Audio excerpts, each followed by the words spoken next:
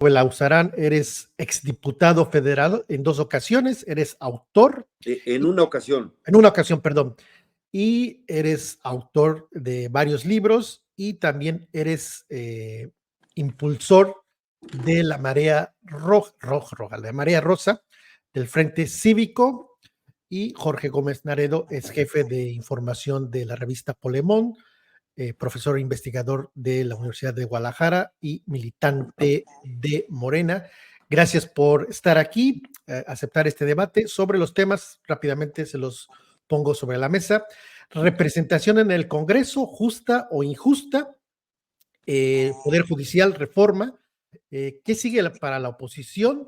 Y al final, rápidamente, el tema del gabinete. Me gustaría iniciar contigo, Fernando Belauzarán, sobre qué es lo que sigue para la oposición tras la derrota del pasado 2 de junio. Bueno, pues la oposición tiene que hacer un balance autocrítico, obviamente. Hay cosas que se tienen que analizar, ver hacia adelante, etcétera, ser mejores. Yo creo que no basta que la oposición esté representada por el PRI y el PAN, ¿no? Vamos a ver qué hace el PRI, es una gran incógnita, y veremos también qué posibilidades hay de si se puede conformar un nuevo partido, etcétera. Eso es lo que estamos algunos compañeros sondeando, ¿no? Eso es lo que toca. Obviamente hay dos escenarios. Uno es si las autoridades electorales respetan la Constitución y respetan la genealogía que ha sido de las reformas electorales, y por lo tanto se respeta el principio de que ninguna fuerza por sí sola puede modificar la Constitución. Eso cambió fue desde la primera reforma electoral después del 88, así se estableció. Por eso ninguna fuerza puede tener más de 300 diputados, tal cual como dice la Constitución. Y lo que ellos plantean es ignorar al 41%, bueno, prácticamente 42% de los ciudadanos que votaron por una opción distinta al oficialismo, ignorar a ese 42%, a la representación de ese 42%, para poder modificar la Constitución en solitario. Eso sería, pues, un acto, me parece, absurdo. Imagínate, te doy un ejemplo. La diferencia que hubo de votos para el Congreso, para diputados, entre el oficialismo y las distintas opciones opositoras fue del 12%, 54% a 42%. Bueno, si se cumple esta presión que están haciendo desde la Secretaría de Gobernación, que por cierto no le corresponde, y no tiene esa facultad de determinar la representación proporcional, si se cumple eso, la diferencia que hubo en las urnas de 12% se transformaría a 50%, ¿no? Entonces, eso no es ni justo ni legal. Te digo que las reformas electorales en México de manera explícita han determinado que una sola fuerza no modifique la Constitución en solitario. Eso es parte clave, y eso no se ha modificado en ningún momento. Cuando se estableció que el 8% de esto era para un partido, es cuando las coaliciones aparecían en un solo logo, ¿no? Y cuando se modificó eso a partir del 2007 para que las coaliciones aparecieran en logos separados, no hay una sola palabra, una sola frase en donde eso se modificara, donde hubiera la intención del constituyente para modificar ese asunto de que ninguna fuerza pudiera modificar la Constitución en solitario, ¿no? Y por lo tanto, y además, ¿de dónde viene el 8%? El 8% del límite de representación viene de la cláusula de gobernabilidad. Si me permites, Fernando, un comentario rápido. Antes de ir de lleno al tema de la representación del Congreso, sobre la oposición, ¿qué viene para la oposición? Escuchaba a la senadora Kenia López Rabadán hace unas semanas decir que para el PAN era conveniente ya no seguir en alianza con el PRI y mostrarse como un partido de derecha. Usaba una analogía, decir que no convenía vender hamburguesas enfrente de McDonald's, y ella decía que no podía el PAN decir querer ser de izquierda cuando hay un partido de izquierda. Es decir, ya está hablando, al menos Kenia López Rabadán, de ser un partido de centro derecha. Para la oposición, ¿ves saludable que haya un partido ya definido abiertamente de derecha, uno de centro, Bueno, izquierda? yo lo que te voy a decir es, el PAN tomará sus decisiones, obviamente, pero yo lo que creo es que la gran batalla en este país, como en muchos lugares del mundo, es democracia o autoritarismo. ¿Cuál es la Los autocrítica que los harían? populismos autoritarios, que son, pueden ser de izquierda o de derecha, puede ser Le Pen, o puede ser Maduro, puede ser Ortega, o puede ser López Obrador, puede ser o Donald Trump, etcétera. Todos esos populismos atentan contra la lógica democrática, porque no admiten la legitimidad del otro, no admiten la legitimidad de quien piensa distinto, usan una propaganda evidentemente engañosa de posverdad, con calumnias para culpar de todos los males, ciertos o falsos, ciertos o ficticios, al adversario, ¿no? Y no le reconocen ninguna legitimidad política ni moral al adversario, negando cualquier posibilidad de diálogo. Más bien lo que buscan es, la única forma de construir es excluyendo al otro y tratar de gobernar en solitario. Eso pues, es profundamente autoritario. Ese es yo sé que no es privativo de México, es un aire de los tiempos. El, el extremismo se ha fortalecido con esto, con la polarización, ha sido electoralmente rentable y por lo tanto lo utilizan, ¿no? Y eso es esto. Entonces, yo lo que te diría es que Una desde nuestra autocrítica, visión de un una sector, autocrítica. nuestra lucha es contra el autoritarismo y vamos a defender la democracia, ¿no? ¿No Nosotros ves? jugamos un papel desde la sociedad, ¿no? No, yo creo que hay hoy una oposición social más fuerte que la oposición partidaria y va a encontrar sus causas, ¿no? Y en eso estamos. Y lo que te voy a decir es que enfrentamos una elección de Estado. No digo que no haya errores en la oposición, por supuesto que hubo errores en la Pero ¿cuáles oposición, serían por esos supuesto que... errores?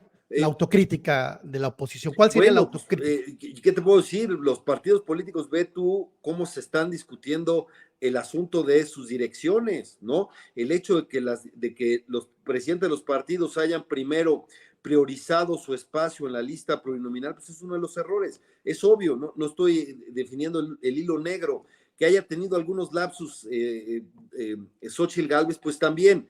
Pero ¿Un el tema acierto, Xochitl fundamental del Gálvez? resultado, Julio, lo que no podemos hacer, Julio, es irnos por lo pequeño.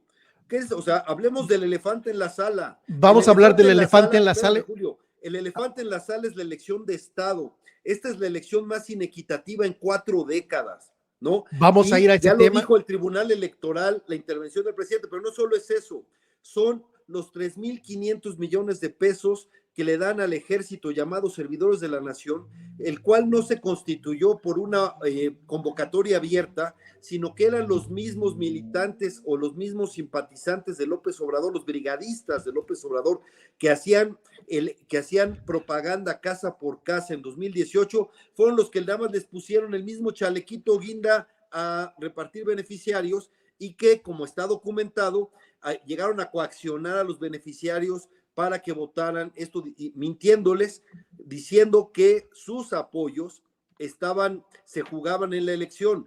Eso está en el centro del resultado. Por eso Perfecto. hay una disociación, Julio, y con esto termino, por eso hay una disociación entre los resultados de gobierno y los resultados electorales. Este es el sexenio de menor crecimiento desde los 80s. No vamos a llegar ni al 1% anual de promedio de crecimiento. Eso no se veía desde la crisis de los 80s. El problema de salud, bueno, no solo no estamos en Dinamarca, nos aproximamos cada vez más a Haití. El rezago educativo es una crisis tremenda, y de la inseguridad que te digo, del drama de los desaparecidos, etcétera, de la pésima gestión de la pandemia. Entonces, algo te tiene que explicar que a pesar de que los resultados de gobierno son malos, son muy deficientes, etcétera, y que además en las mismas encuestas lo dicen, que la gente valora la popularidad del presidente, pero reprueba sus políticas públicas. Y, sin Déjame, embargo, tuvieron un resultado electoral pues sí, avasallador en muchos sentidos, aunque no les da la mayoría calificada. Tuvieron el 54% de los votos. La Constitución dice que el 8% extra deberían tener cuando mucho una representación del 62%, a menos de que les avalen la trampa para tener una mayoría calificada espuria que cambiaría, por supuesto, el régimen político en solitario, ignorando al 42% de los ciudadanos que no votaron por el oficialismo. Déjame darle la palabra a Jorge Gómez Naredo, pero rápidamente un sí o no. ¿Fue un acierto la candidatura de Xóchitl Gálvez? Sí, yo creo que fue una buena candidata que hizo su esfuerzo en Sí. condiciones difíciles y contra, como ya lo determinó el Tribunal Electoral, contra una campaña de Estado en su contra que rompió, por supuesto, la equidad electoral, ¿no? Jorge, sobre lo que viene para la oposición, creo que la pregunta va a sonar un poco tonta y preguntarte qué es lo que debería hacer la oposición, pero aún así te la voy a decir, ¿qué debería hacer la oposición después de que salga ya López Obrador? ¿Qué puede hacer la oposición, Jorge? Bueno, pues lo primero que debería hacer la oposición es superar esto de que vamos directo a una dictadura, al autoritarismo, y que los signos que se ven en este país son inequívocos de que vamos hacia ese rumbo, ¿no? Yo creo que es un discurso muy chato, es un discurso falso, es un discurso, pues además es un discurso muy engañoso. La oposición durante estos 6 años se ha dedicado a sabotear completamente todas las políticas sociales del presidente López Obrador. Se ha dedicado a criticar de una forma engañosa y mentirosa a partir de los voceros de la propia oposición o de los medios de comunicación que dominan a la oposición, pues ir en contra de programas sociales, ir en contra de la cercanía que tiene la gente con el propio presidente, ir en contra de un modelo de comunicación donde el mandatario, cosa que no había sucedido, donde el mandatario respondía a las preguntas de los reporteros, las preguntas incómodas, cualquier asunto se podía entablar en la propia mañanera, ¿no? Entonces, ese discurso gastado, ese discurso de las mentiras, ese discurso de que vamos hacia el autoritarismo, ese discurso de que todo ha salido mal, de que no hay ningún acierto en la administración de López Obrador, pues nubla a la propia oposición, impide que tenga una autocrítica y de verdad, o sea, lo que sucedió en este proceso y en el proceso desde que se unieron el PRI, el PAN y el PRD. El PAN, un partido de derecha, unido a su antiguo antagónico, a su partido antagónico, que era el PRI, y metido ahí el PRD, que se asumía y que se decía de izquierda, pero todas sus acciones y todas sus posiciones ya eran de derecha. Es decir, ¿cómo mantienes una oposición donde no hay ni siquiera una línea discursiva ideológica clara, donde colocaron a una candidata que bueno, ahora dice Fernando que era una buena candidata, pues yo no sé quién vio que era una buena candidata, se equivocaba constantemente, ¿cómo se llama? Sus comentarios en muchísimos sentidos eran clasistas, no tenía una visión clara de lo que quería del proyecto de nación, pero tampoco la tenía porque los propios partidos en donde estaban con lo que la postularon, pues tampoco tenían una claridad ideológica y lo único que decían era Andrés Manuel es lo peor, Morena va a la dictadura, Morena es un partido que nos va a convertir en Venezuela y bla, bla, bla, bla, bla, bla. Entonces yo creo que lo que necesitaría hacer la oposición es realmente pensar, en el momento histórico que estamos viviendo, en las posiciones políticas de los adversarios y después hacer un análisis de qué es lo que quieren, porque realmente no sé ni qué es lo que quieren. En el PRI se están peleando, Alito ya se va a reelegir no sé cuántos años más, en el PAN están completamente también encontrados, ¿no? Las fuerzas que están ahí, los calderonistas, los que están con Marco, el PRD pues ya desapareció y después hay un grupo pequeño que quiere aprovecharse de estas manifestaciones que después denominaron marea rosa, para hacer un partido político tampoco sin ningún planteamiento ideológico claro, y lo único es sacar a Morena, evitar el autoritarismo, evitar que Andrés Manuel destruya al país. Entonces, si no hacen un análisis claro de, uno, el proceso histórico que estamos viviendo, de dos, lo que han significado ellos como oposición, que me parece que ha sido pues algo muy, muy, muy errático, las acciones que han establecido, y tres, tener un poco de autocrítica y de verdad tener un poco de decencia para decir, nos equivocamos en la estrategia que tuvimos. O sea, a mí me parece que eso es lo que debería de hacer la oposición, pero pues la oposición va a hacer lo que ella quiera y me parece que va a estar en una situación endeble durante muchos años. Sobre la representación en las cámaras, ¿tú cómo lo ves, Jorge Naredo? Pues sobre la representación en las cámaras se me hace súper hipócrita, ¿no? La reforma que presentó el presidente López Obrador y que ellos rechazaron, que ellos dijeron, no queremos, y salió una mancha y salieron hay que defender al INE, todos somos el INE, hay que luchar contra el autoritarismo. Esa reforma arreglaba esa cuestión. Ahora que no les gusta, ahora que no les benefició el resultado, ahora que la gente no votó por ellos, porque la gente me parece que hubo un rechazo clarísimo a esta alianza, a este monstruo que formaron PRI, PAN y PRD, pues ahora sí resulta ser que son víctimas, ¿no? Son víctimas de las votaciones y entonces empiezan a decir que están muy mal las leyes y entonces que eso es ilegal y que eso no es ético y que bla, bla, bla, bla, bla, bla. Los resultados se dieron. Morena y sus aliados van a tener mayoría calificada en el Congreso y se van a aprobar las reformas que en las urnas la gente apoyó. Fernando, sobre la representación en el Congreso, justa, injusta, ya dabas un adelanto. No, es un fraude electoral, si le dan la mayoría calificada, sería espuria. Y la verdad es que ya que Naredo va a ser diputado, le voy a decir que no, bueno, te equivocas, yo no voy a ser diputado. La costumbre, espérame, Jorgito. Espérame. No, digo, para aclarar, Jorge, no voy a ser diputado. Estoy hablando. Bueno, habla tú, pues. No. Expláyate, pues. Nada más te preciso, no voy a ser diputado. Bueno, nos perdimos de eso, pero te iba a recomendar que leyeras lo que proponen las iniciativas. La iniciativa que presentó, que Pablo Gómez la llevó, que era de representación proporcional sin distritos, no arreglaba el problema porque hacía 32 circunscripciones. ¿Y qué pasaba con los restos mayores? Los restos mayores de cada circunscripción iban a adulterar la representación. ¿Cuál sería lo que sería obvio, que sería necesario para que esto fuera? Que, por cierto, fue una demanda de la izquierda tradicional y que efectivamente el PRI se negó en su momento a hacerlo y ahora acá, pero es del 8% y que viene de la cláusula de gobernabilidad que querían los priistas, pero estaba pensado para un solo partido y estaba pensado para que tuvieran la mayoría simple, Jorge, la mayoría simple, ¿no?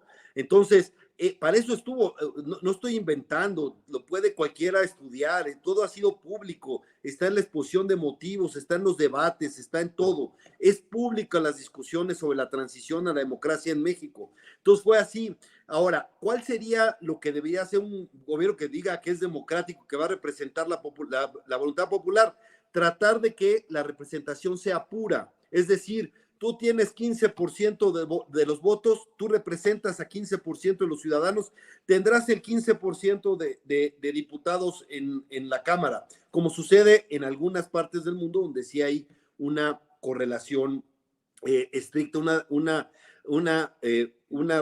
proporcionalidad pura. Ahora, México se quedó corto, el 8% lo fue cargando, aunque, por supuesto, que el objetivo cuál era de la representación proporcional, e insisto, está explícito, está en los debates, está en la representación, está en en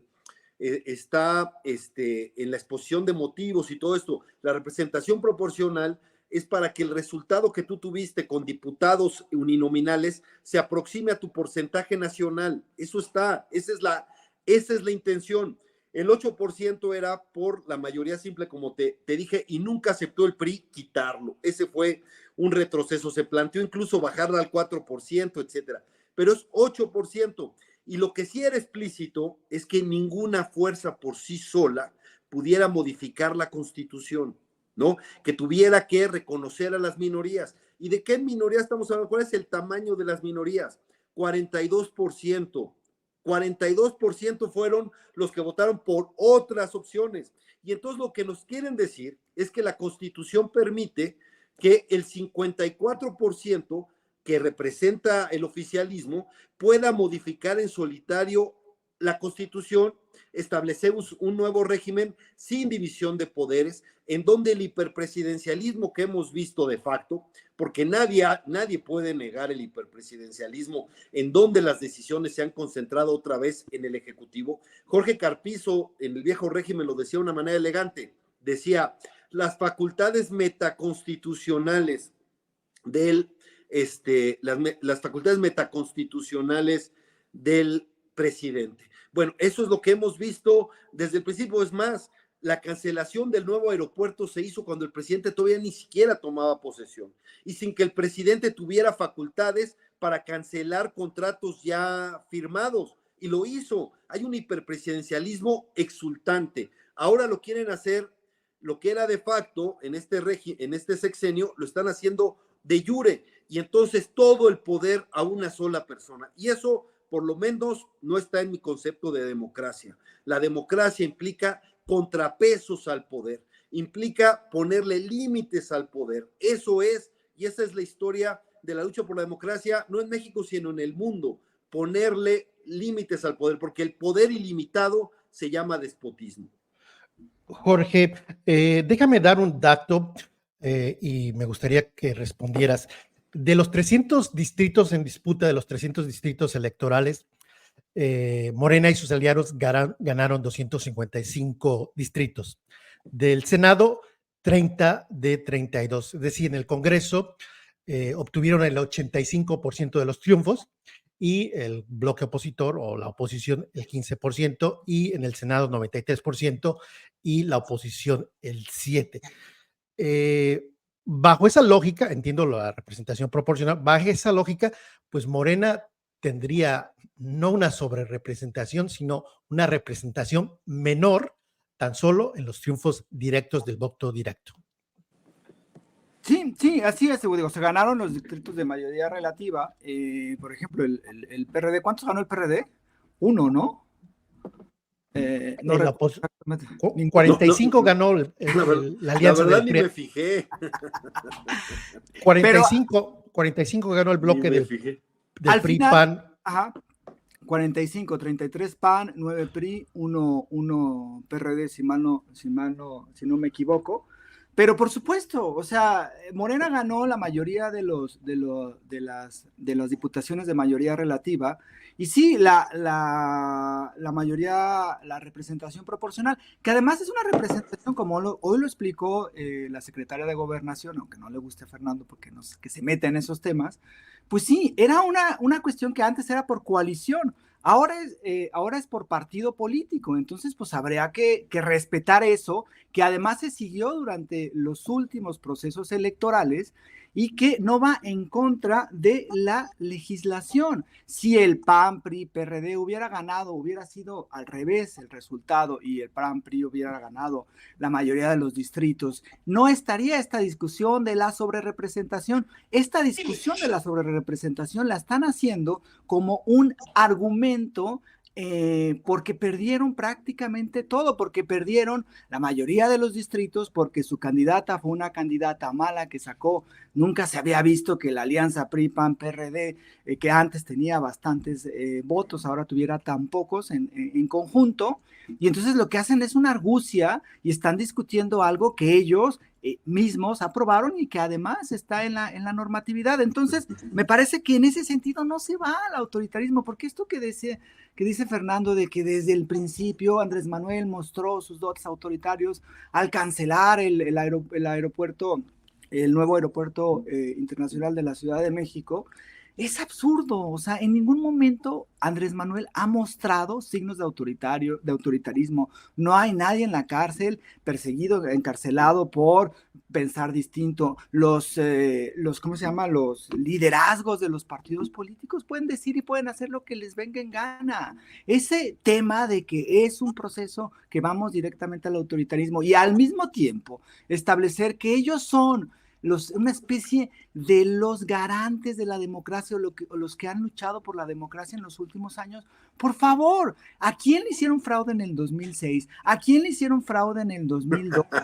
¿A quién atacaron de una forma durante muchísimos años desde los medios de comunicación? Es la lucha por la democracia la que encabezó el presidente López Obrador. Y ahora resulta ser que es un presidente autoritario que tiene todo el poder. Por favor, o sea, me parece que ese discurso es el que afecta especialmente a la propia oposición, porque no salen de ese engrudo. Deberían de plantear un proyecto de nación distinta, deberían de ver pues la calidad ética de sus propios liderazgos, deberían de estructurar y deberían de empezar a tener un contacto con la población, no solamente el contacto que tienen vía las campañas de bots y las campañas en redes sociales, y eso es lo que deberían de estar realizando y pensar realmente cómo luchar contra Morena, cómo luchar contra la situación actual legislativa, cuál es discutir claramente lo que tiene que ver con las reformas que planteó Andrés Manuel López Obrador y las que ha planteado Claudia Sheinbaum, y a partir de ahí reconstruirse, pero no pueden estar constantemente metidos en ese discurso que viene desde hace mucho tiempo, en el 2006, ¿no? Los comerciales del Consejo Coordinador Empresarial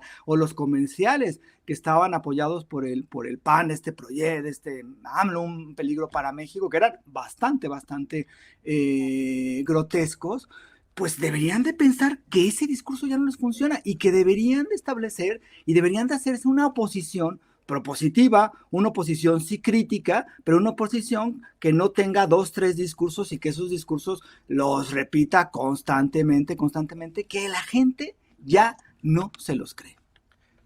Ya no les cree la gente, Fernando, siguen con el discurso de campaña. ¿Qué respondes? No, bueno, yo insisto, fueron las elecciones muy inequitativas, eso explica en gran medida el resultado. Eso no quita que se hayan cometido errores o fallas en lo que tenga la oposición. No me arrepiento de eso porque ahora sí que hicimos lo que podíamos con lo que teníamos, ¿no? Había que defender la democracia, había que defender la república con lo que había. Y lo que había era PRI, PAN, PRD y la sociedad civil apoyando como en la forma que se hizo. Eso fue lo que nos daba y eso está. Y el resultado está ahí, pero el resultado no arregla los problemas del país, ¿no? Miren, el presidente se preocupó desde el día 1 que tomó posesión en ganar las elecciones, ¿no? Fue coordinador de campaña y hasta candidato de facto para ubicarse o para tener como objetivo ganar las elecciones. Y está bien, en eso ganó, está bien, mantuvo las elecciones, le importó muy poco la Constitución, el cállate chachalaca que le implicó a Fox en 2004 quedó chiquitito con la cantidad reiterada de veces que se metió a la elección. Prácticamente había 2 certezas, que el día de mañana iba a salir el sol y que el día de mañana iba también a violar la Constitución el presidente para meterse a la elección, y eso ya está saliendo en las sentencias del tribunal. Es más, no tenemos un delincuente electoral más reiterado, más doloso, más sistemático que López Obrador. Ahí están, y eso va a tener que cargar con eso, ¿no? Pero este resultado electoral se da en la borrachera.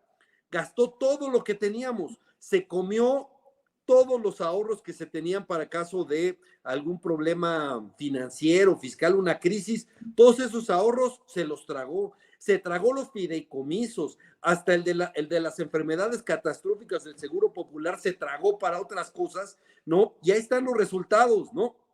Y ahora viene la cruda, porque tiene un déficit fiscal récord, tiene una deuda también, una deuda externa récord, el que tiene, y además ya viene ya estamos en desaceleración y quizás se pueda convertir en una recesión como lo acaba de escribir Gerardo Esquivel, muy cercano a la 4T. Vienen momentos de apretarse el cinturón, por algo ya Claudia Sheinbaum tuvo que decir que los apoyos para las mujeres mayores de 60 años van a tener que ser poquito y quizás sean en próximos años que se cumpla, porque no hay condiciones financieras ahorita, no estamos en ese momento. Además, la crisis de seguridad es impresionante, no solo por el número de muertos, este es el sexenio más sangriento en la historia, con mayor número de desaparecidos, un tremendo drama humano en el que está. No solo es eso, es el poder político y económico del crimen ahora, ¿no? Eso es una cosa notable. Por supuesto que participaron en las elecciones, nada más checa en los distritos donde asesinaron candidatos o aspirantes, ¿quiénes ganaron? ¿No? Entonces, esos temas, o sea, el país, hay una clara degradación de la vida institucional del país, y eso está, ¿no? Y eso no lo quitan los resultados electorales, ¿no? Está bien, vamos a ver qué hacen con la mayoría. Yo creo que si es calificada será espuria y ellos harán un cambio de régimen ilegítimo. Está bien, no me espanta, porque yo vengo de la lucha contra el PRI cuando era partido de Estado, con esos presidentes monarcas sexenales que se creían, de ahí vengo yo, ¿no? Yo luchaba cuando el PRI ganaba 90-10 en las elecciones, ¿no? Entonces, no me asusta pelear contra eso y contra lo que venga. Hay que resistir al autoritarismo. Claro que hay autoritarismo, claro que la idea que tienen es de establecer un régimen hegemónico de partido de Estado. Eso está claro, casi es de manual. No es algo exclusivo de México. El populismo autoritario se está desarrollando en el mundo, le llaman democracia iliberal. Bueno, contra eso vamos.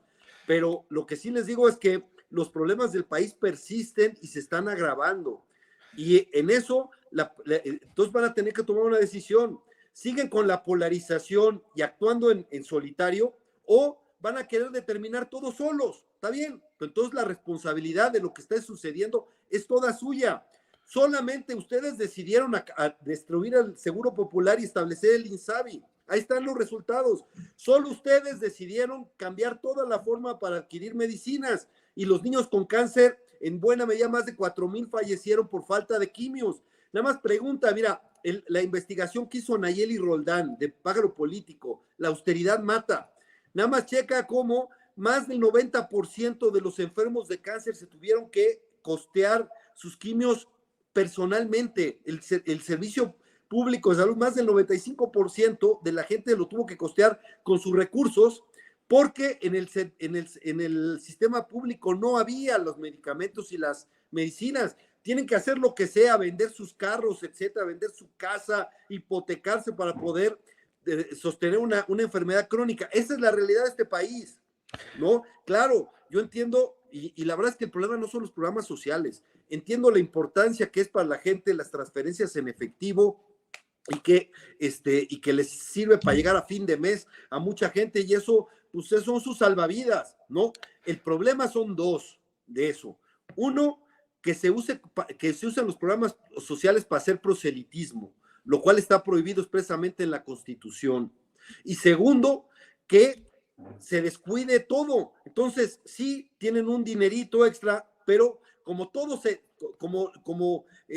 hay un despilfarro tremendo en este país, también en los elefantes blancos. El Tren Maya iba a costar 150,000 millones de pesos, ya anda en más de 500,000 millones de pesos, etcétera. Entonces, tenemos servicios cada vez más degradados, ¿no?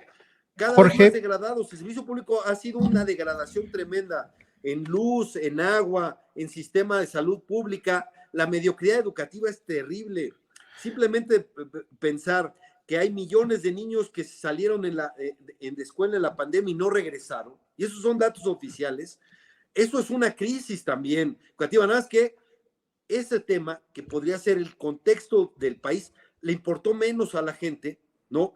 Que mantener las transferencias en efectivo en una mentira, porque como lo reiteró 1000 veces Xóchitl Gálvez, esas transferencias no estaban en riesgo, pero les mintieron, los engañaron, los amenazaron, los coaccionaron, y eso les importó más que, pues sí, la seguridad acá en un país cada vez más militarizado y donde el crimen organizado cada vez es más poderoso, y eso está a la vista de todos. O sea, por más aldeanos que quieran ser, por más nativistas que quieran ser, el mundo nos está observando, y ve eso, y ve el poder del crimen, cómo se ha desarrollado en muchísimas actividades. En Michoacán no se cultiva un limón si no le pagan derecho de piso. Hay lugares donde el changarro más modesto, más rústico, tiene que pagar derecho de piso. Bueno, vimos hasta en Tabasco que a los padres los amenazan con pagar derecho de piso para que a sus hijos no les pase nada. Eso está creciendo y eso sigue a pesar del resultado electoral. Entonces van a decidir, ¿quieren gobernar solos? Órale, ¿no? Pero gobernar solos y acá tiene un costo, ¿no? Déjame darle la palabra. Y ellos se hacen responsables de los resultados. Y ahí están. No hay otros datos. Ya bájense de Pejelandia. Ese es el país que tenemos, con esas deficiencias, esas carencias, etcétera. Sacaron su resultado electoral, ok, pero ahí están los problemas, ¿no? Déjame darle la voz a Jorge. Vamos a pelear simplemente contra el fraude electoral si les dan la mayoría calificada, porque eso sería un fraude electoral, porque sería una mayoría calificada espuria. Tuvieron el 54% de votos de diputados, no el 75% que se quieren adjudicar. Ese 21% Jorge, que se quieren adjudicar extra es absolutamente un atraco y por supuesto que lo vamos a combatir. Y toda la gente que estuvo, los que promovieron esas reformas democráticas, escúchalos. Y entonces te van a decir, y ahí están, insisto, los debates, las exposiciones de motivos, etcétera, que explican dice, y termino con esto, dice López Obrador, que más allá de la ley es la justicia, y que es el espíritu, etcétera. Aquí se le olvidó, como lo dijo Agustín Basabe, aquí en este punto es letriste, dice, aquí dice partido, entonces solo es al partido el 8%, y entonces la coalición es una vil trampa, un artilugio, para violar ese tope de sobrerepresentación y poder convertir una mayoría simple en mayoría calificada de manera espuria, ilegal e inconstitucional. Ese es el tema. Pero vamos a ver, órale, quieren gobernar en solitario, háganlo y pónganlo, pero a los problemas del país se les va a agregar la ilegitimidad. Jorge, escuchando a Fernando Belauzarán y con la lista que acaba de describir, suena escalofriante, suena casi como el fin del mundo, te voy a ser sincero. Bajo esa lógica de lo que está diciendo Fernando Belauzarán, ¿la gente crees que es masoquista, tonta, masoquista bueno, y tonta? Pero yo no le dije masoquista ni no, tonta. No, la pregunto a Jorge. Eso se lo dices tú, Julio. No. Luego ya sabes, a ver, ¿eh? Yo no le dije masoquista ni tonta. Déjame nada más hacer la pregunta a Jorge. Bajo ese escenario catastrofista que describe Fernando Belauzarán, ¿la gente es tonta o masoquista, o las dos cosas? ¿O cómo tú puedes explicar a la gente que, a pesar del escenario que describe Fernando, aún así respaldó mayoritariamente a la 4T? ¿Cómo puedes explicar este fenómeno, si es que es un fenómeno o solamente es el discurso de la oposición?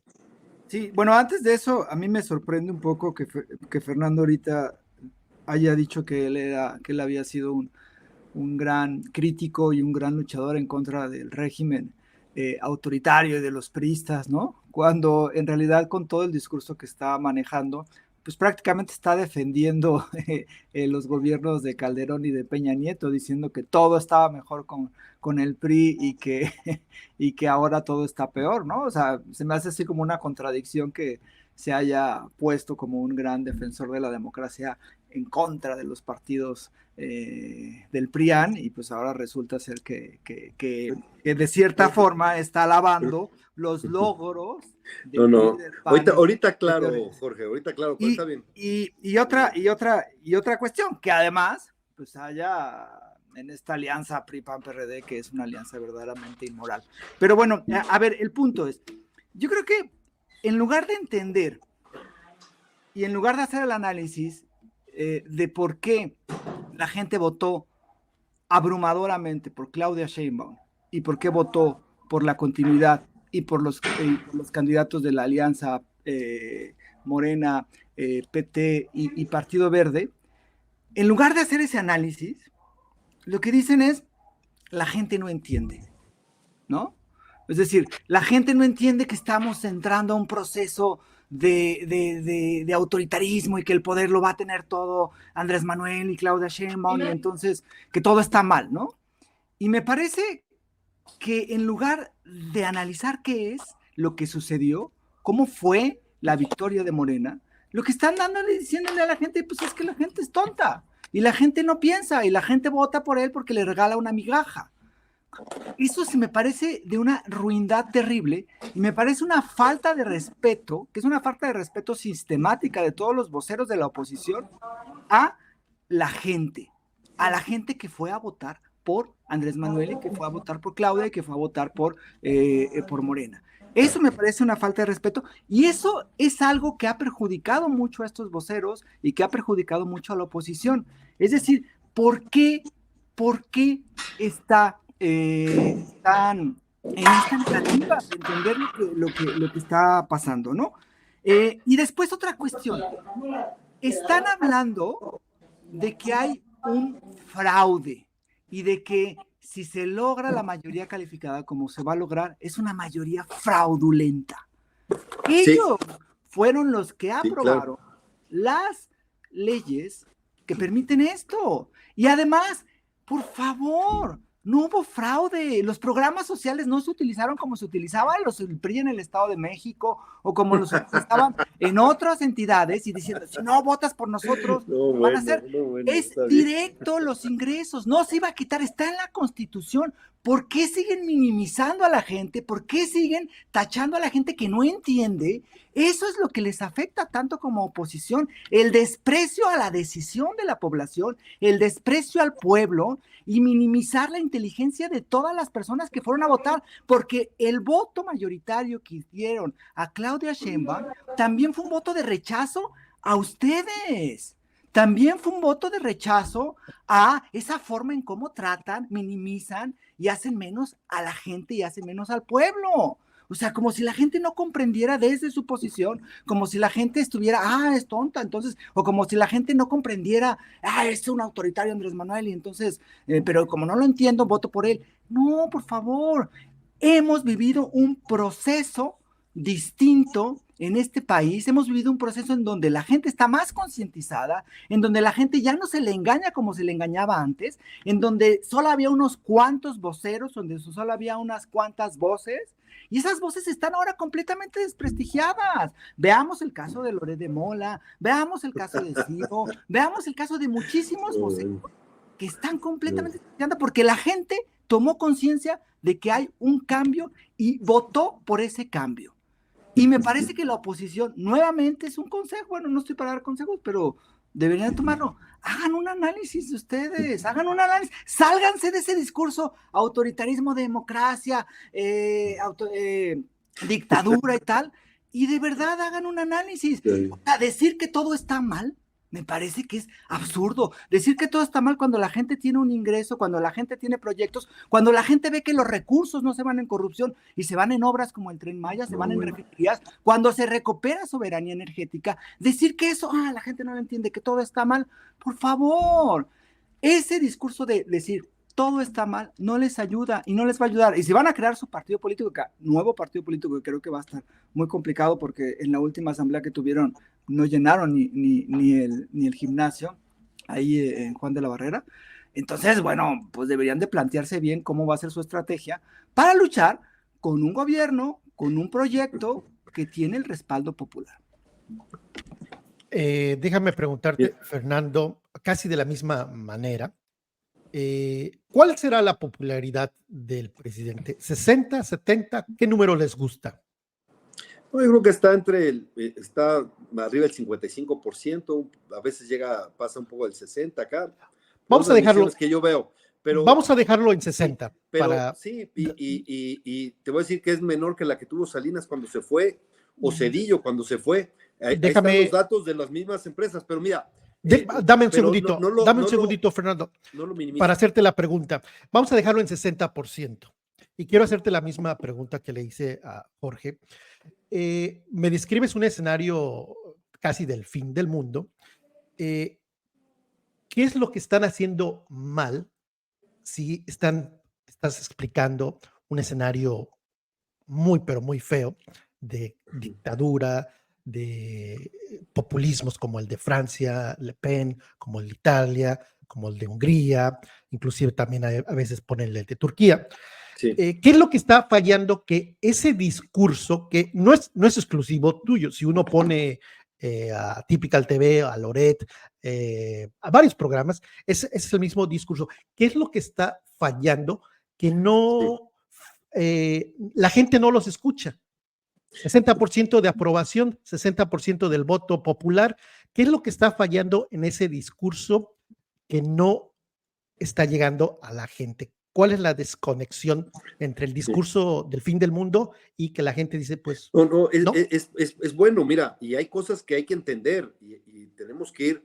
Decía Nietzsche que la filosofía se masca, se rumia para entenderla. Bueno, lo que sucedió también hay que rumiarlo, hay que pensarlo y hay que hacer análisis de mayor calado. Nada más para aclararle a Jorge, la verdad es que yo siempre he sido oposición, pero cuando hablaba de que me enfrenté al viejo PRI, me hablaba del viejo régimen, no el régimen de la transición. Me refería cuando el PRI era todopoderoso y ganaba 90-10 y arrasaba. Y entonces, en la primera reforma electoral, donde ellos podían ganar todos los distritos de mayoría, eso era, se hizo la modificación diciendo, quien gane los 300 distritos de mayoría no le corresponde un solo diputado plurinominal, ¿no? ¿Por qué? Porque nadie puede modificar la Constitución en solitario. Es uno de las modificaciones, digamos, de las estructuras de la transición a la democracia fuertes, que nadie pudiera modificar la Constitución en solitario. Por eso sí quieren hacerle un fraude a la Constitución, basado en una interpretación letrista interesada de acá. Que se hayan equivocado en otras ocasiones, eso no remedia el tema, como ha sido, ¿no? Y por supuesto que hay un régimen autoritario. ¿Qué nos tenemos que preguntar, Julio y Jorge? Por ejemplo, tomemos Acapulco. Acapulco es un desastre, una ingobernabilidad completa, ¿no? Nada más ve las últimas escenarios y no es algo distinto a lo que pasaba antes de las elecciones. Y la gente votó por la continuidad.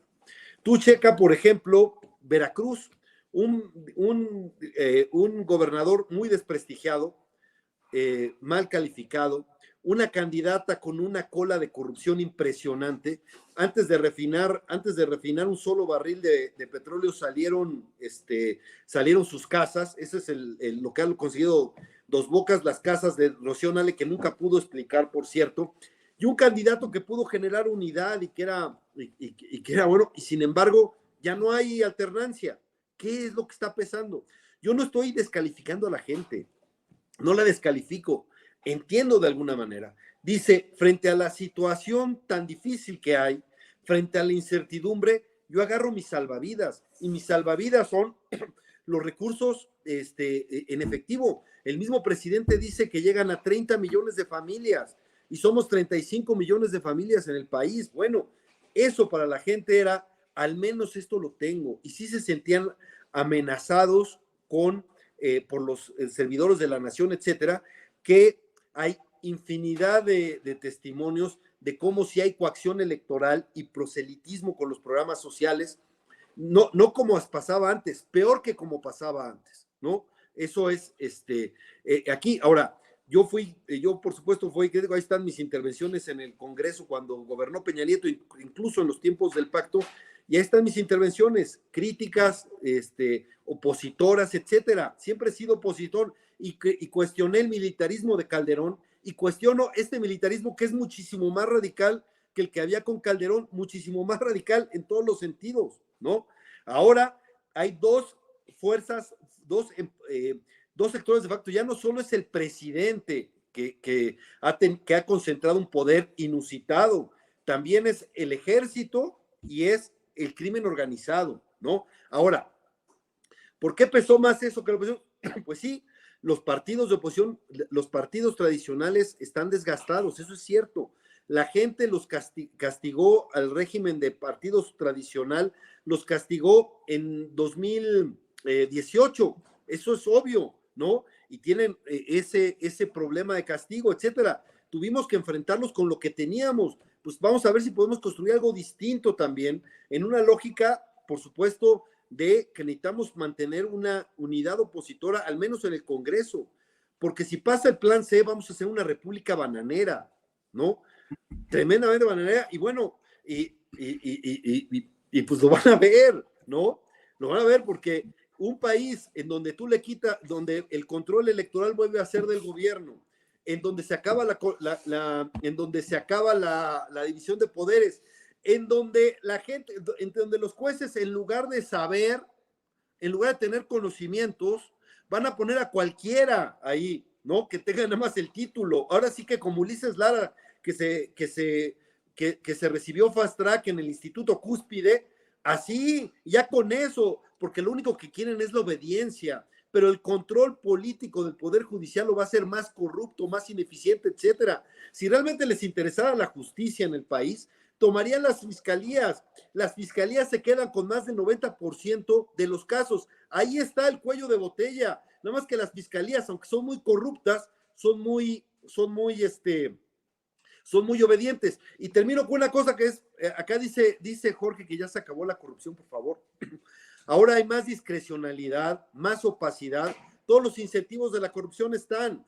No podemos saber ni siquiera los contratos del Tren Maya o muchos de esos contratos porque son seguridad nacional, un Tren Maya es seguridad nacional. Hasta la venta del avión presidencial lo pusieron como seguridad nacional para que no nos enteráramos. Seguimos sin saber lo de las vacunas y cómo lo negociaron. Es decir, hay muchísimo más opacidad que la que había en el pasado. ¿Quién destruyó en el INAI? Pero yo le pregunto a Jorge, a ver, quitémonos de qué partido sean acá.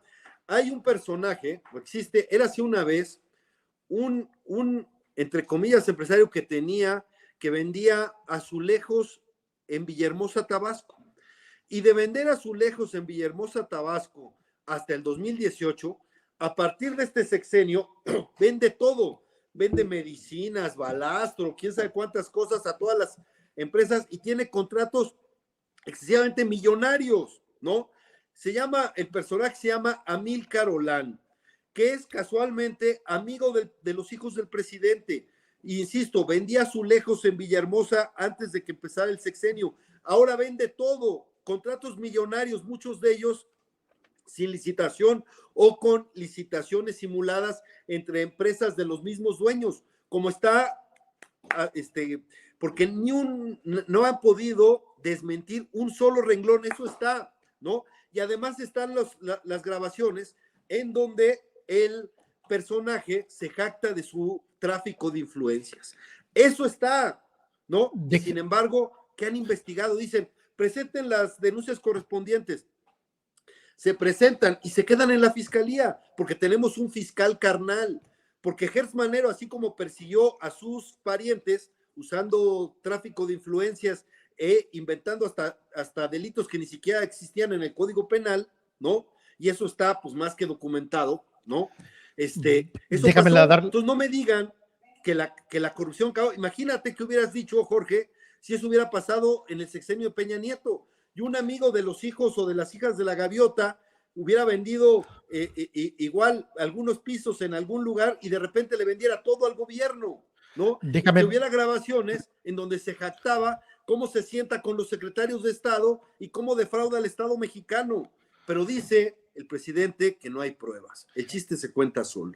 Déjame darte la voz, Jorge, 7 minutos con 48 segundos para que sea equitativo. Pero antes de que respondas, Jorge, déjame nada más dejar esto apuntado sobre el voto en la pasada elección. ¿Cómo se dio el voto? Porque decía Fernando que los programas sociales, y de hecho se ha como dado a entender que por los programas sociales es que ganó Claudia Sheinbaum. Sin los programas sociales no hubiera ganado Claudia Sheinbaum. Pero aquí dice, voto a Claudia Sheinbaum, Xóchitl Gálvez y Jorge Maynés.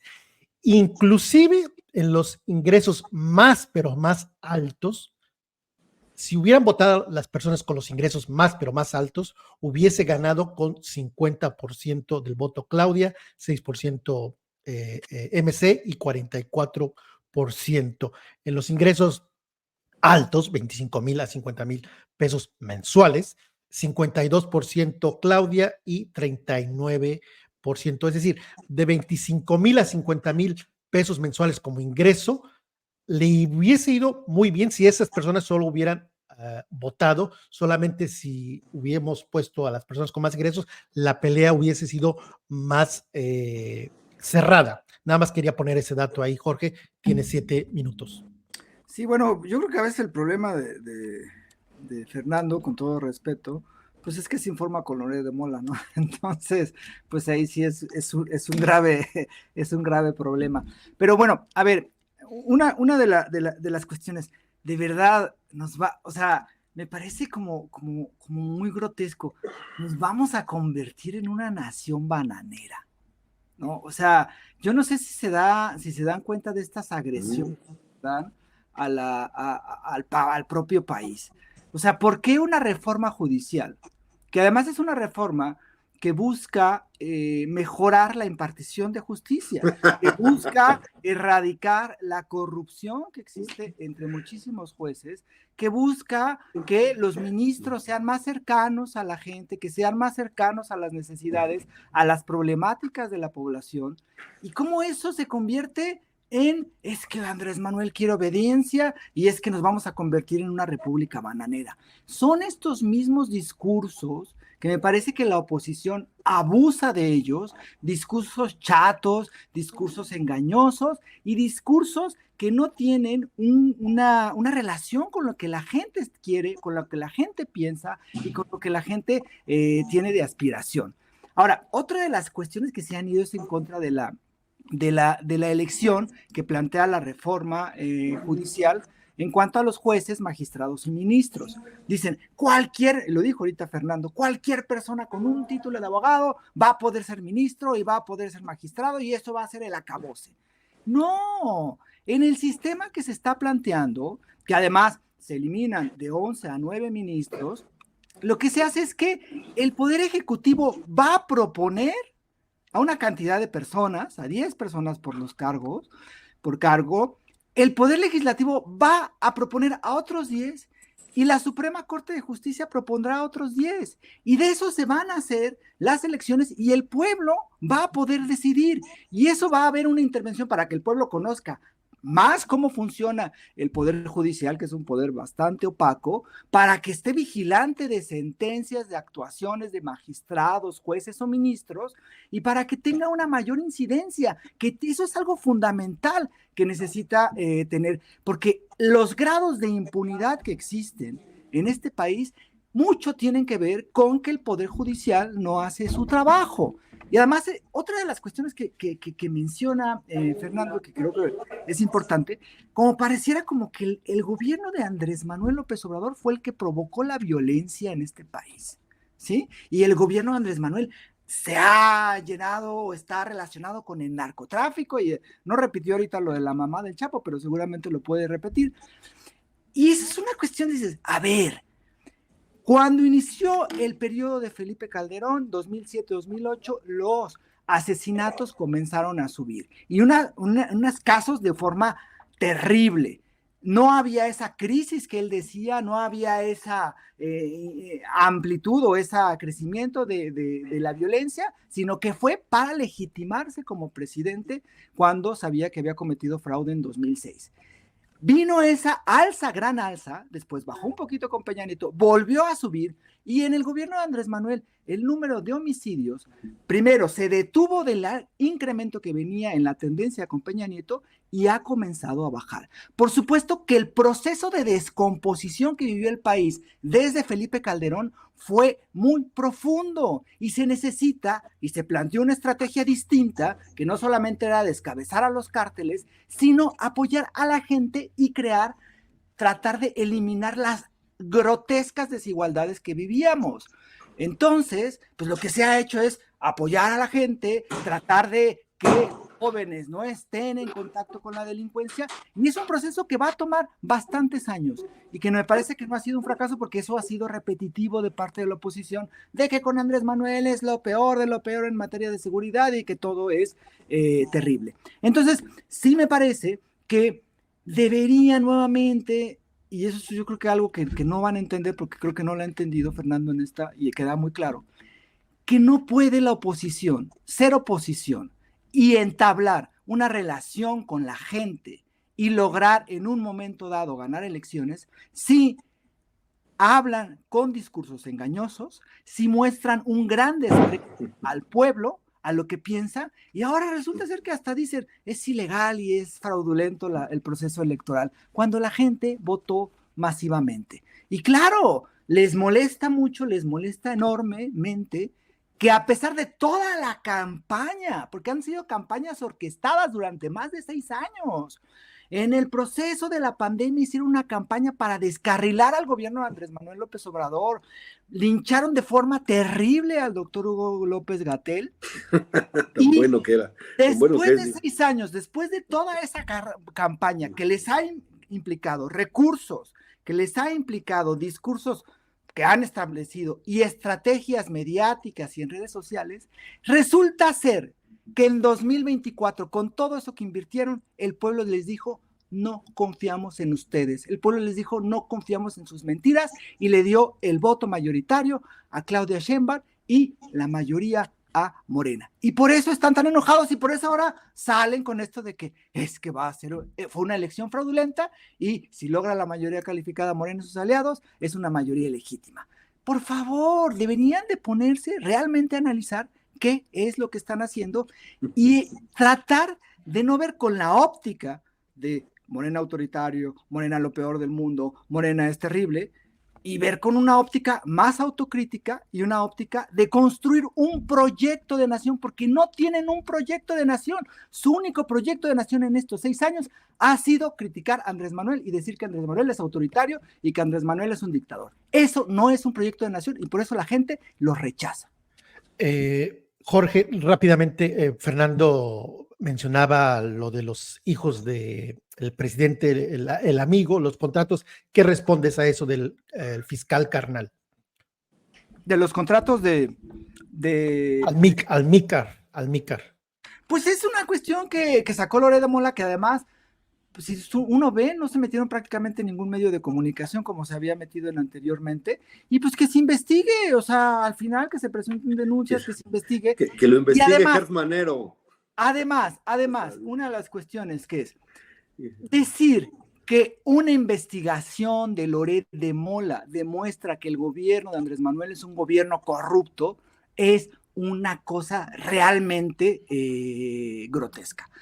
Si fuera realmente corrupto, no se hubieran hecho los ahorros que se hicieron, no se hubieran hecho los programas sociales, que son un montón de recursos. Tú pregúntale a adultos mayores, a jóvenes, ¿dónde estaban esos recursos antes de que llegara Andrés Manuel? ¿A dónde se iban? ¿En qué se invertían? Y por supuesto que la gente está contenta con las obras que ha hecho, porque esas obras demuestran que se está haciendo un trabajo. Y si hay procesos de corrupción, como puede ser que existan actos de corrupción y esos actos tienen que ser castigados, pero no pueden decir, es que el gobierno de Andrés Manuel es corrupto, por favor, o decir que no hay transparencia, o decir que el presidente sale todos los días a hablar con los medios de comunicación. Por supuesto que hay una cuestión que tenemos que ver, que es si los órganos autónomos realmente funcionan como órganos autónomos o no, son parte de los procesos en donde ciertos grupos de poder los tienen y a partir de ahí actúan aunque no sean gobierno. Esas son discusiones que se tienen que dar y me parece que son discusiones que son sanas para el propio país, pero no se puede decir es un gobierno corrupto, o el presidente es un corrupto, o el presidente defiende a sus hijos. Es como el reportaje que hizo Mexicanos contra la Corrupción, que apoyó Loret de Mola y que también transmitió Carmen Aristegui, sobre la casa gris, y que estuvieron dale sobre la casa gris, y que era un pago de favores, una casa rentada. Era risible ese reportaje, y lo quisieron hacer como si fuera la gran proceso de corrupción que hay en este país. Por favor, la gente ya está cansada de ese tipo de estrategias, de engaños y de mentiras, y necesitan plantear otro tipo de cosas. Y lo primero que se necesitan plantear es cómo construir un proyecto de nación distinto al que construyó Morena. Y a partir de eso, empezar a trabajar. Y eso les va a costar bastantes años. Dos preguntas finales, 5 minutos, Fernando. Julian Assange ya fue liberado. Carlos Loret de Mola es el Julian Assange mexicano. ¿Y cómo ves el gabinete, los nombramientos que ha hecho Claudia Sheinbaum? Primero, Bueno, Loret, el nuevo no, Assange. no sé si llamarle Julian Assange, me parece perfiles distintos, pero por supuesto que es un perseguido político, y es un perseguido político por ejercer su libertad de expresión, la libertad de expresión y cumplir con el derecho a la información de los mexicanos.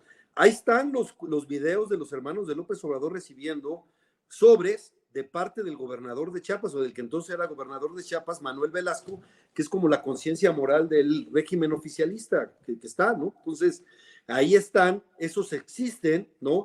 Y fueron explícitamente, ellos decían que eran para su hermano y para la campaña de Morena. Eso están las discusiones. Y tan es opaco que nunca les quisieron hacer llegar al INE los estados de cuenta de Pío López Obrador. Eso se los ocultaron. Es profundamente opaco este gobierno. Son los datos oficiales de la cantidad de información pública que ocultan, que no quieren dar, sea porque asumen que hay reservas de seguridad nacional o porque dicen que no los tienen, etcétera, ¿no? Esa es la campaña con la que estamos. Cuando dice Naredo que lo que pasa es que la campaña de difamación contra estos, perdón, el presidente leyó leyó la declaración de Emilio Lozoya, y hoy dice Emilio Lozoya reconoce que mintió simplemente para tener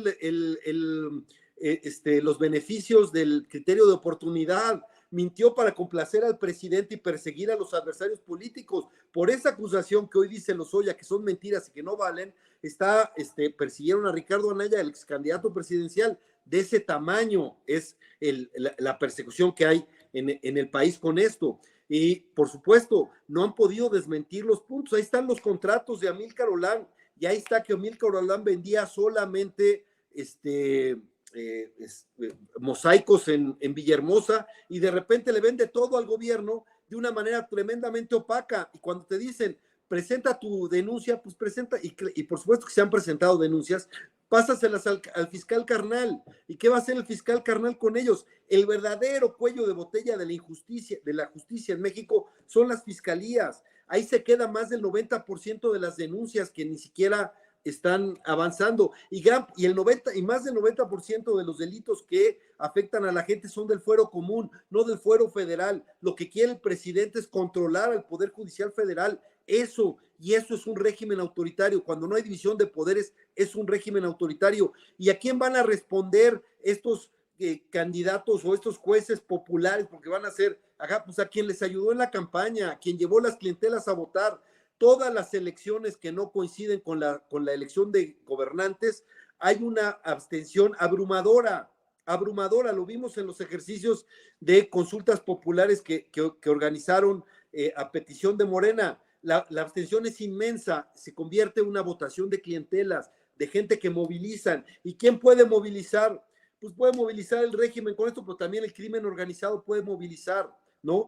Los jueces no debieran estar ahí para quedar bien, para ver si generan popularidad, como le dijeron en alguna ocasión, creo que lo dijo, no me acuerdo si Olga Sánchez Cordero, cuando tenían el valor de decir que era una estupidez el voto universal para elegir jueces, que había un fiscal en Estados Unidos que decía, yo tengo que mantenerme en la pena de muerte, un gobernador, porque eso me da votos, ¿no? Queremos que la justicia esté sometida a la popularidad y no a la ley, no al Estado de Derecho, etcétera, o a los intereses fácticos que van a ser los que estén. Eso va a generar un cambio impresionante y obviamente no le va a dar certeza a nadie en esto. Por eso sí, va a ser una república bananera si aprueban eso. Y a lo mejor lo hacen, porque a lo mejor se llevan efectivamente este fraude electoral de darles una mayoría calificada que no le dieron los ciudadanos. Los ciudadanos le dieron 54% al régimen, no 75% que se quieren adjudicar. Esa tremenda distorsión de la voluntad popular, eso no es la voluntad del pueblo. Esa es la distorsión de la voluntad popular para que unos autoritarios se concentren en el poder y hagan todo para permanecer en el poder. Yo le agradezco a Jorge que haga la autocrítica de la oposición. Bueno, es comodísimo hacer la autocrítica a los otros, pero yo insisto, los problemas están ahí, ¿no? Los problemas están ahí. El empoderamiento del crimen sin precedentes están ahí. El control territorial del crimen está ahí. El desastre del sistema de salud está ahí. El desastre de la educación está ahí. Eso está, ¿no? Yo entiendo, la gente valora, y qué bueno, o sea, valora y se entiende el recurso que recibe. Está bien, no nos peleamos con eso. El problema es el uso clientelar que se le da, el uso proselitista que se le da, y pues sí, el país está en una situación, insisto, explíquenme cómo es que en Acapulco ganó la misma presidenta municipal y vean cómo está Acapulco. Es un desastre, ¿no? Eso no van a poder ocultarlo, pues está bien, engañémonos, así era, insisto, yo vengo de larga data, el PRI ganaba en cualquier caso y ganaba 90-10 en cualquier caso, porque las elecciones estructuralmente estaban para eso. Antes habíamos logrado en la transición a la democracia que hubiera alternancias, voto de castigo, ¿no? Ahora no, ahora la gente prefirió otras cosas y se respeta esa decisión que estaba, pero que no nos digan que las elecciones fueron equitativas. Eso ya está saliendo incluso en el mismo tribunal electoral que va a calificar la elección y seguramente le dará el triunfo a Claudia Sheinbaum, pero la inequidad en la contienda está quedando documentada y esa va a ser la pelea. En 94, Zedillo arrasó Zedillo en 94 cuando estaba, ¿no? Y lo que dijo Zedillo después de la elección fue, gané, por supuesto, con una ventaja importante, pero gané con gran inequidad. Y lo que voy a hacer para promover la democracia de México fue combatir la inequidad en los procesos electorales. Bueno, pues ya nos regresaron a antes, ¿no? A esa tremenda inequidad. Y nos quieren regresar con la desaparición de diputados de representación proporcional que pretenden, nos quieren regresar a la época de López Mateos, cuando no había ni siquiera diputados de partido. Quieren tener una hegemonía y un control de todo. Eso es lo que quieren rescatar. Tiene razón Mauricio Merino. No vamos a regresar al viejo régimen del siglo pasado. Aquí hay distinciones. Estos son más rupestres que los priistas del siglo pasado. Pero con todo y eso, sí es un régimen autoritario. Sí, la lucha es por defender o luego va a ser por reconquistar los avances democráticos, no para regresar al 2018, porque la transición a la democracia sí tenía vacíos, tenía contradicciones, tenía insuficiencias. Tenemos que hacer algo mejor y sobre todo que la democracia le diga algo a la gente. Hoy está regresando un régimen autoritario porque la democracia no resolvió muchos problemas de la sociedad.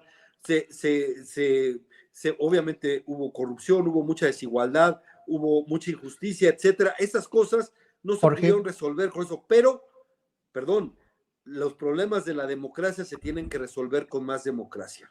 Esta salida autoritaria nos está costando carísimo, ya lo vemos, insisto, López Obrador tiró la casa por la ventana para mantener el poder y no le importó respetar ninguna ley. Está bien, en la borrachera se gastó todo, viene la cruda, porque ya no tienen esos ahorros que se tenían antes, ya se comieron todo, estamos en desaceleración y tenemos un problema muy importante de déficit fiscal, de deuda externa, que no veíamos desde fines de los años 80. Jorge, 7 minutos para finalizar. Puedes responder a los argumentos de Fernando, pero rápidamente, Loret, el Assange mexicano y el gabinete. 7 minutos, Jorge. Bueno, de Loret eso de compararlo con Assange es una burla en realidad. Me parece que Loret es uno de los personajes que ha encabezado estas campañas de guerra sucia en contra de Andrés Manuel López Obrador y pues yo creo que la gente le ha dado o le ha mostrado su rechazo y pues me parece que es un actor que ahí va a seguir porque nadie le ha impedido decir lo que dice y ni investigar lo que investiga. Pues le quieren cerrar latinos nomás. Ajá, pero bueno, eso es un tema que distinto. Ahora, el punto que regreso, cuando dice Fernando que cómo es posible que en Acapulco, cuando es un desastre, la gente haya votado por continuar con la persona que gobierna Acapulco. Esa forma es el desprecio que tienen a las decisiones de la gente. Y eso es algo que les ha hecho constantemente, les ha hecho mucho daño. Por ejemplo, recordando a Denise Dresser, ¿no? Cuando mencionaba, es que les quitamos las cadenas y estos se las han vuelto a poner. Es minimizar a la gente, es minimizar la capacidad que tiene el pueblo de elegir entre personas. Esto de que se gastó echó por la casa por la ventana, de que hubo una elección de Estado. Pues yo no sé qué elección vivieron. Fue una elección donde los partidos de oposición se unieron, donde crearon un Frankenstein, donde eligieron a una candidata que me parece que no era la candidata adecuada para el partido, para los partidos de oposición, que era una candidata que no se decidió si era del PRI, si era del PAN, si era ciudadana, que durante los debates fue muy errática y que tenía el desprestigio de los partidos PRI, PAN y PRD, y eso no es culpa de la gente, fueron las acciones de esa propia oposición, ¿no? Que me parece que ante ese desastre, ahora están diciendo, pues sí, perdimos, pero no, deben de darle tanta cantidad. Fueron las leyes que ustedes hicieron, fueron las leyes que ustedes aprobaron, y fueron las leyes para impedir eso que ustedes rechazaron, argumentando que la democracia estaba en peligro y bla, bla, bla, bla. Entonces, me parece que es absurdo que ahora saquen estos discursos, ¿no? Además, la reforma judicial hay diálogos para esa reforma judicial, pero lo que han estado haciendo es banalizar la crítica, banalizar una cuestión que es importantísima en este país, que es reformar al Poder Judicial, porque ahora resulta ser que, por los argumentos que dicen, pues parece que tenemos un Poder Judicial excepcional, que hace todo. Minimizar todos los problemas que a diario la gente enfrenta, mucha gente enfrenta con el Poder Judicial. Y otra de las cuestiones, la continuidad, ¿sí? El gabinete, y ya para cerrar con lo que dices, Julio, el gabinete se va a conformar, me parece que se ha conformado con personas que están capacitadas para los cargos y que va a ser un proceso de profundización de un proyecto de nación que es muy claro y que ese proyecto de nación pone por encima de todo a la gente y a la justicia. Y esa justicia, ese buscar la justicia y la equidad en este país, ha sido atacado desde los partidos de oposición y desde la oposición más amplia, ha sido banalizado, y esa parte me parece que es algo que no entienden. Pero bueno, pues síganlo haciendo. Para Morena mejor, ¿no? Que sigan banalizando, que sigan criticando toda acción, que sigan diciendo, el gobierno es terrible, tal cosa. Lo que decía, la crisis económica que se viene, ¿no? Eso lo vienen diciendo desde antes de que entrara Andrés Manuel López Obrador a la presidencia. Los momentos de dictadura cada vez es peor. Lo vienen diciendo desde antes de iniciar Andrés Manuel la presidencia en 2018. Deberían de pensar en otras estrategias, y especialmente si quieren ser una oposición que tenga viabilidad electoral, deberían de acercarse a la gente. Y eso es algo que no han hecho, porque viven en una burbuja, piensan en una burbuja y actúan y son clasistas, racistas, discriminan y consideran al pueblo tonto porque están en esa burbuja. Deberían de salir de esa burbuja, empezar a tener contacto con la gente y bueno, pues salirse de sus colonias fifís donde viven y tratar de darse baños de pueblo, pero de forma sincera. Y bueno, pues eso me parece que le ayudaría a la oposición, pero por lo que han hecho, por el sistemático uso de estas estrategias, me parece que no lo van a entender y van a seguir procesos en donde van a seguir perdiendo no solamente el apoyo de los que todavía tienen, sino van a seguir perdiendo porque la gente los va a rechazar. Un minuto, Fernando, no, pues, sobre... Gracias por la asesoría, ¿no? No, bueno, no, sí, dígale. es sin costo, Mira, la verdad Fernando. es que ahora sí que es un poco delirante. Si no pensamos como ellos, allá nosotros somos racistas, clasistas, acá pues es una estupidez. La verdad es que si vieras la cantidad de comentarios racistas y clasistas que yo recibo en las redes, ¿no? Por parte del obradorismo, del oficialismo, porque hay una hipocresía tremenda en ese sentido, pero evidentemente a mí no me gusta victimizarme, ¿no? Y pues mira, ya las cosas se van a poner, insisto, el mejor contrapeso contra estos es la realidad. Se van a topar con la realidad como está. Y por supuesto que vamos a defender lo que nosotros, lo que vemos que es claro espíritu constitucional en contra de la sobrerepresentación, que por algo puso un límite del 8%, ¿no? Entonces, esa es la voluntad de la sociedad, con todo y la elección de Estado, con todo y la inequidad. Queremos que se respete la voluntad. Tuvieron 54%, podrían tener máximo 62% en la Cámara de Diputados. Tenerles más allá sí sería un fraude electoral, sí sería desvirtuar tremendamente la voluntad popular, y lo vamos a denunciar, ¿no? Y por supuesto, está bien, pero van a tener un gran problema de legitimidad, a pesar de que además van a generar un tremendo caos con la gente. No es justo para la gente que tuvo que estudiar para ser juez y que tuvo que pasar exámenes de oposición difíciles, y acá no es justo que ahora queden al garete, y no es justo que la gente que se juega su patrimonio y su libertad quede en manos de improvisados inexpertos que van a responder a los intereses de quien los nombren. Es falso de que te purifique simplemente la elección.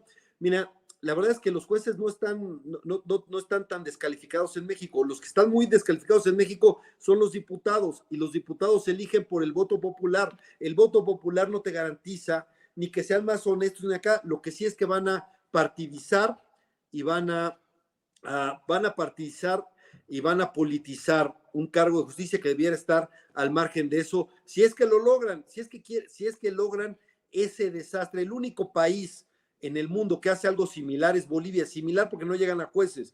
Pero ¿por qué se están peleando Evo Morales y Luis Arce hoy en Bolivia? Hay un pleito tremendo entre los dos. Están peleándose por si hay elección o no, porque dependiendo de quién gane la votación, le van a decir si cumple los requisitos o no a Evo Morales para volverse a postular. Eso está, nada más un poquito de cultura general para ver la gran bronca que tienen en Bolivia. Por cierto, con una tremenda abstención nombran a esos jueces, pero esa es la batalla, que es una confesión de parte, que cuando llevas los jueces o los magistrados o los ministros a la elección popular, se vuelven botín político. Eso es lo que está viendo hoy en Bolivia, y por eso el MAS está tan fraccionado, tan dividido en eso, porque pues, Evo quiere volver a ser presidente y Luis es el que se quiere reelegir, y la gran batalla es ver quién pone a los jueces, si son los jueces que están o se tienen que elegir nuevos, para ver quién decide si puede competir Evo Morales o no. Esa es la batalla que traen ahí,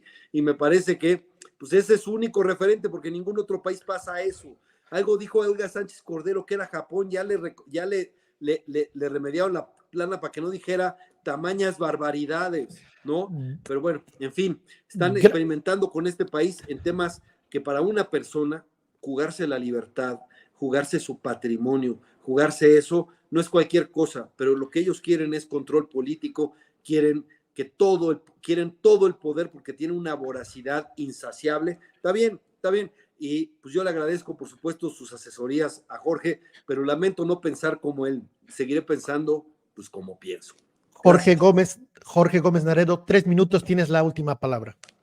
Sí, bueno, a mí me parece un poco contradictorio, ¿no? Que Fernando y que muchos de quienes están en la oposición se asuman como defensores de la democracia, defensores de procesos, ¿no? Y defensores de procesos democráticos. Y cuando hay una propuesta para ampliar esa democracia en parte fundamental del Estado, que es el Poder Judicial, se opongan con argumentos tan banales como que va a llegar gente poco capacitada, o que digan que la vida de una persona o que la libertad de una persona va a estar en un juez que no es juez y que no tiene las capacidades. Me parece que en el proceso que se plantea en la reforma al Poder Judicial está muy claro que van a llegar personas capacitadas, que las propuestas van a tener que cumplir ciertas capacidades para llegar a esos cargos, y que sí, la gente va a participar en ese proceso de elección, y me parece que es algo muy sano, me parece que es algo que va a ayudar mucho a que la gente conozca cómo funciona el Poder Judicial, a que la gente se empape de cómo es que actúa este poder, y a que tenga también injerencia. Y ahora sí, como dice el presidente, porque después critican que decimos lo que dice el presidente, ¿por qué le tienen tanto miedo a lo que la gente piensa? ¿Por qué le tienen tanto miedo a las decisiones del pueblo? ¿Qué acaso no son demócratas?